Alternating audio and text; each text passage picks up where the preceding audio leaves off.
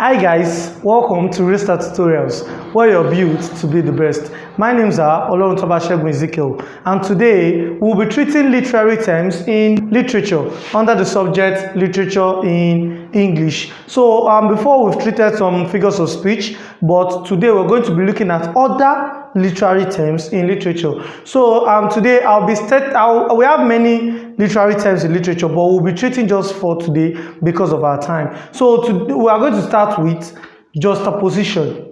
Juxtaposition, you mean to juxtapose, you understand? When we talk about juxtaposition, this means placing two contrasting concepts, people, etc., side by side in a sentence. You know, in a sentence whereby we place rich and poor side by side, you understand, just to give a kind of idea about something or to explain something, you understand. This is called juxtaposition because rich and poor are contradictory words, you understand. Just like saying the more you look, the less you see.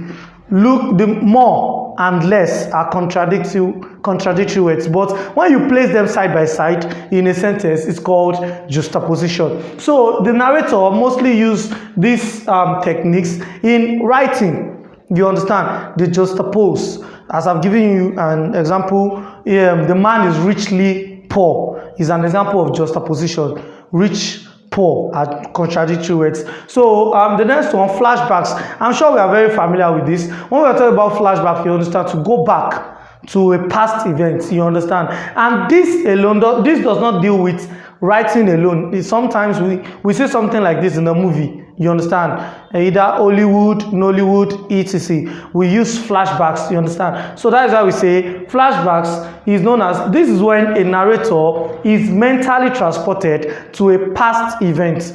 Most times, maybe when the narrator is, maybe let's assume it's talking about himself, he transports back to when he is small, you understand, when he's still at a tender age or something like that, you understand. So that is flashback. You look back, you go back to a past event just to explain something, you understand. So this is another technique, and it's also a literary term in literature. Then the next one, symbolism.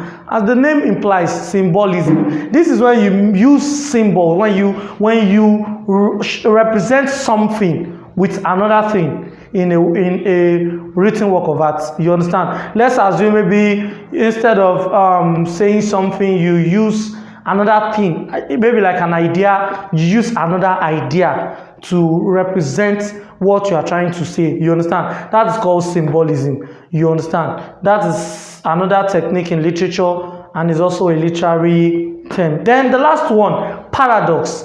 We said this is a sentence that appears contradictory but shows some kind of truth, you understand. Now if you look at this, you will see that there is a similarity between paradox and juxtaposition, but the difference is that juxtaposition places contradictory words side by side, which I said richly poor, you understand. But paradox takes its contradictory statements or sentence. Okay, just like I said, the more you look, the less you see.